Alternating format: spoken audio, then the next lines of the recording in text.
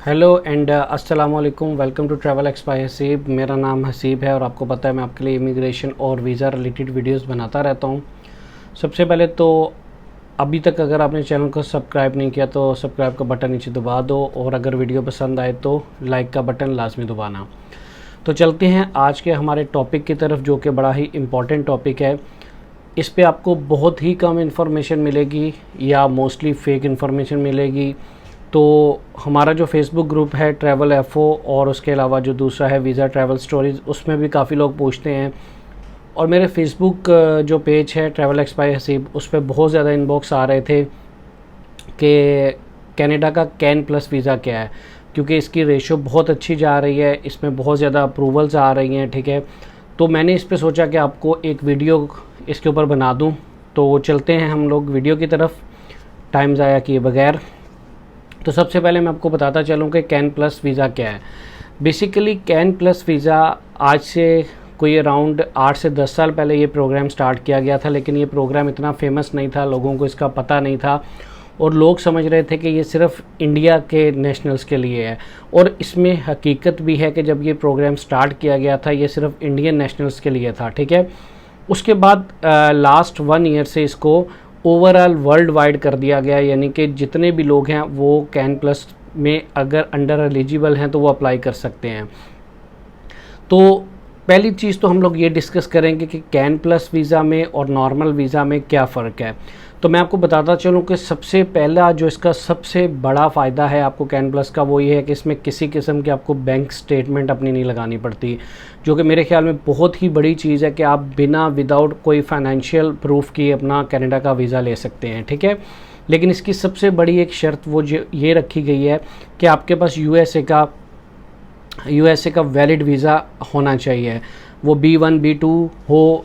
ठीक है, और एटलीस्ट वो आपके पास वैलिड हो, वो एक्सपायर नहीं होना चाहिए। इसमें ये शर्त बिल्कुल नहीं है कि वो वीज़ा आपने वीज़ा यूज़ कर लिया है या वो अभी तक अनयूज़ है, यानी कि आपने अभी तक उस वीज़ा पे यूएसए में ट्रैवल किया या नहीं किया, ये कोई शर्त नहीं है। बस ये शर्त है कि आपके पास यूएसए का वैलिड वीज़ा होना चाहिए। ठीक है, तो बेसिकली ये प्रोग्राम इसलिए स्टार्ट किया गया था, आपको पता है कि यूएस का और कनाडा का आपस में डाटा शेयरिंग है, इसके अलावा यूके के साथ भी है, ऑस्ट्रेलिया के साथ भी है, न्यूजीलैंड के साथ भी है।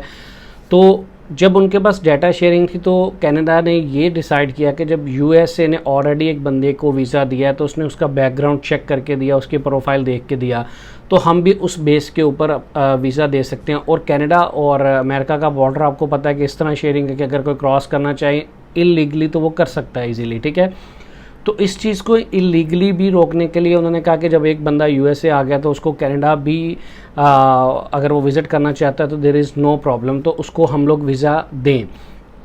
तो ये इसलिए ये प्रोग्राम स्टार्ट किया गया था। ठीक है, अब चलते हैं कि इसके लिए डॉक्यूमेंट्स कौन कौन से चाहिए। बड़ा ही सिंपल प्रोसेस है, बड़े ही सिंपल डॉक्यूमेंट्स हैं। आप खुद हैरान रह जाएंगे कि यार इतना ईजी कनाडा का वीज़ा वो कैसे। तो सबसे पहले जी इसकी मेन रिक्वायरमेंट, जैसे कि पहले मैंने आपको बता दिया, यूएसए का वैलिड वीज़ा B1 B2 आपके पास हो और वो वैलिड हो। आप उसके ऊपर पहले से ट्रैवल कर चुके हो, नहीं ट्रैवल कर चुके हो, कोई मसला नहीं है, बस आपके पास वैलिड वीज़ा होना चाहिए, उसका नंबर आपको चाहिए। ठीक है, हाँ, अगर वो एक दिन पहले भी एक्सपायर हो गया तो वो वैलिड नहीं होगा। ठीक है, उसके बाद आपके पास जी पासपोर्ट आपकी कॉपी जो है वो 6 मंथ की वैलिड हो। ठीक है, उसके बाद ये हम लोग चलते हैं आपके आपको एक कवर लेटर साथ लगाना है। उस कवर लेटर के अंदर आपको एक्सप्लेन करना है कि आपके पास यूएसए का पहले वीज़ा था और वीज़ा है ऑलरेडी वैलिड, और अगर आप ऑलरेडी पहले से घूम कर आए हो तो वो भी आप बता दो कि मैं दोबारा जाना चाह रहा हूँ, तो मैं कनाडा भी साथ विज़िट करना चाह रहा हूँ। उसके साथ कवर लेटर के साथ एक ट्रैवल प्लान छोटा सा लगा दो, 4 5 6 दिन का, 10 दिन का, इट्स अप टू यू। ठीक है, अगर आपके कोई रिलेटिव्स रहते हैं, स्पेशली ब्लड रिलेशन की बात करूं, बाकी कोई इनविटेशन इतना काम नहीं आता है इसके अंदर, या नॉर्मल प्रोफाइल में भी आपका जो है इनविटेशन वो ब्लड रिलेशन का ही काम आता है। आपका भाई है, आपकी बहन है, कोई भी है आपका ब्लड रिलेशन में, तो आप उसका लगा दो। किसी थर्ड पार्टी का लगाओगे तो उसका फ़ायदा नहीं है। ठीक है, उसके अलावा ये तो थी इसकी मेन रिक्वायरमेंट। उसके अलावा थर्ड जो मेन रिक्वायरमेंट है कि आपके पास आपका नेशनल आईडी, अगर पाकिस्तान से अप्लाई कर रहे हो तो अपने आईडी कार्ड की कॉपी अपलोड कर दो साथ। अगर आप दुबई से कर रहे हो तो एमिरेट्स आईडी कर दो। अगर सऊदीया से कर रहे हो तो आप सऊदी का अपना जो है वो आईडी लगा दो। जहाँ से भी इंडिया से कर रहे हो तो इंडिया का अपना जो आधार कार्ड है वो लगा दो, या जो भी आपके नेशनल आइडेंटिटी कार्ड नंबर होता है उसके।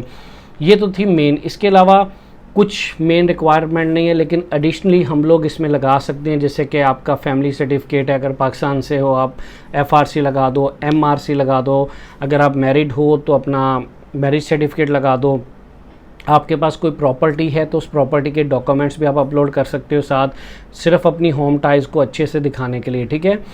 उन प्रॉपर्टीज़ को प्लीज़ यार नोटराइज़ करवा लेना, उनको इंग्लिश में ट्रांसलेट करवा लेना, खुद से नहीं करना, नोटराइज़ जो ऑफिशियली होता है वहाँ से करवाना।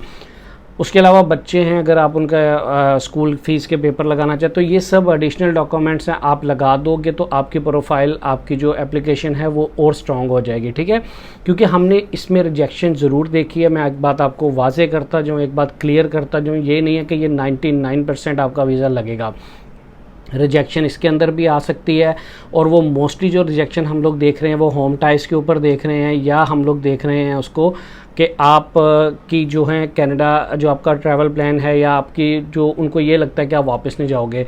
उसकी क्या रीज़न होती है कि आपकी जॉब्स अच्छी नहीं है, आप सिंगल हो, ठीक है, और आपके पीछे फैमिली टाइज नहीं है, तो ये चीज़ें हैं। फाइनेंशली इसका बहुत कम हमने रेयर चांसेस में ऐसी रिजेक्शंस देखी हैं, ठीक है। अगर आपकी ट्रैवल हिस्ट्री अच्छी है, आपकी फैमिली टाइज़ हैं, आप मैरिड हो, आपकी जॉब जो है स्टेबल है, तो ये आपके लिए गोल्डन चांस है कनाडा का वीज़ा लेने का, ठीक है। तो ये सारे डॉक्यूमेंट्स की आपने स्कैन कॉपीज़ कर लेनी है। IRCC के पोर्टल पे जाना है, जो न्यू IRCC का पोर्टल है, GCK पे नहीं आपने जाना। IRCC पोर्टल पे जाके अप्लाई करो, तो जैसे ही आप ओपन करोगे, लॉगिन करोगे, अपनी डिटेल्स दोगे, तो वहाँ पे आपसे 2 ऑप्शन पूछी जाएंगी कि क्या आपके पास USA का ऑलरेडी वैलिड वीज़ा है, या आप ऑलरेडी 10 साल, पिछले 10 साल में कनाडा विज़िट कर चुके हो। अगर इन दोनों में से आपके पास कोई भी ऑप्शन आप सिलेक्ट कर दो, तो जब आप नेक्स्ट पेज पे जाओगे तो वहाँ से फाइनेंशियल डॉक्यूमेंट्स वाली ऑप्शन गायब हो जाएगी बिल्कुल। तो आपसे जो डॉक्यूमेंट्स मैंने ऊपर बताए हैं वो आप अपलोड कर दो। यहाँ पे मैं एक और चीज़ कहता चाहता हूँ कि अगर आपकी बैंक स्टेटमेंट प्रॉपरली मेंटेन है तो 3 महीने की बैंक स्टेटमेंट लगा दो। There is no harm, there is no problem in this. ये आपकी प्रोफाइल को और स्ट्रॉन्ग कर देगा अगर आप बैंक स्टेटमेंट लगा देते हो, ठीक है। बाकी जो डॉक्यूमेंट्स मैंने ऊपर बताए हैं, ये इसके थ्रू आप अप्लाई कर दो। आपको 1 से 1.5 घंटा लगेगा अप्लाई करने में। बहुत ही आसान तरीका है, बिल्कुल UK की तरह, ऑस्ट्रेलिया की तरह सिंपल ऑनलाइन फॉर्म है, आपने फिल करते जाना है और डॉक्यूमेंट्स लास्ट में अपलोड कर देने हैं। उसके बाद अगर ऑलरेडी फिंगरप्रिंट आपके पहले कनाडा के हैं तो ठीक है, वरना आपको फिंगरप्रिंट के लिए ईमेल 4 से 7 दिन के अंदर आएगी। अपना फिंगरप्रिंट दें और आपका प्रोसेस हो जाएगा स्टार्ट। अब इसमें प्रोसेस टाइमिंग कितनी लग रही है, ये अराउंड 1 महीने से 3 महीने के टाइम लग रही है, लेकिन कुछ केसेस में ज़्यादा टाइम भी लग रहा है, कुछ केसेस में कम टाइम भी लग रहा है। ये कनाडा की हमें समझ नहीं आ रही कि ऐसा क्यों हो रहा है, लेकिन दिस इज़ हैपनिंग। तो ये प्रोसीजर है, इसके थ्रू आप CAN+ के अंदर अप्लाई करो, ना ही बैंक स्टेटमेंट लगाने की ज़रूरत है। बड़ा सिंपल सा प्रोसीजर है, ये 6-7 डॉक्यूमेंट्स लगा दो और आपका वीज़ा अप्लाई कर दो, इंशाल्लाह आपका वीज़ा लग जाएगा, ठीक है। हाँ, और अगर आपका वीज़ा लग जाता है तो लाजमी हमारे ग्रुप ट्रैवल FO के अंदर आके बताओ मुझे। फेसबुक ग्रुप पे, जो मेरा फेसबुक पेज है ट्रैवल एक्स बाय हसीब, वहाँ पे मुझे बताओ, ताकि बाकी लोगों को भी पता चले कि आपको इस वीडियो से फ़ायदा हुआ, आपका वीज़ा लगा, ताकि बाकी लोग भी तो वीज़ा अप्लाई कर सकें ना।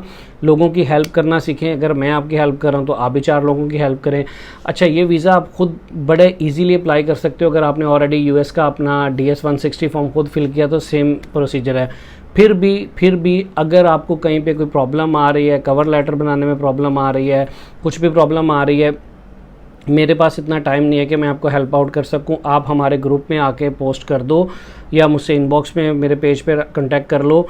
ग्रुप में करोगे तो कोई ना कोई आपको हेल्प आउट कर देगा। फिर भी अगर आप किसी एजेंट वगैरह के पास जा रहे हो तो उसकी बजाय आप मुझे इनबॉक्स कर देना। मैं कुछ ऐसे 2-4 कंसल्टेंट्स के नंबर आपको पाकिस्तान में दे दूँगा जो आपको बिल्कुल ही लेस चार्जेस के अंदर ये सारा काम कर देंगे। यानी कि पाकिस्तानी मेरे ख्याल से वो 10,000 या 15,000 में आपका ये काम कर देंगे।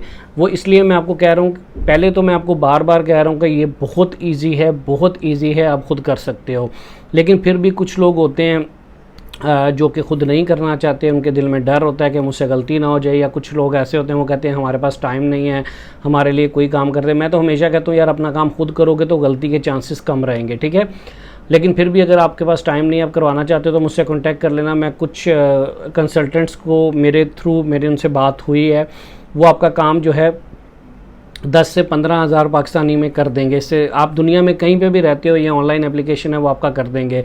आप दुबई में रहते हो, आप यूके में रहते हो, आप इंडिया में रहते हो, आप जीसीसी, ओमान, सऊदीया कहीं पे भी रहते हो, वो लोग आपको 10 से 15 हज़ार पाकिस्तानी, अगर इससे ज़्यादा वो आपसे मांगेंगे तो आप प्लीज़ मुझे बताना, ताकि मैं उनसे कहूँगा कि भाई आप क्यों, आपने जब मुझे कहा था कि आप 10 से 15 हज़ार में इनका ये काम कर दोगे तो आप पैसे क्यों ज़्यादा मांग रहे हो, ठीक है।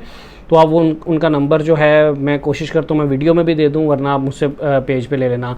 उम्मीद है ये वीडियो आपको पसंद आई होगी। अगर वीडियो पसंद आई है तो नीचे लाइक का बटन दबा दो और चैनल को सब्सक्राइब कर दो, क्योंकि आने वाले वक्त में और भी अच्छी इस तरह की वीडियोज़ आपके साथ शेयर करता रहूँगा। अपना बहुत सा ख्याल रखना। Take care. अल्लाह हाफिज़।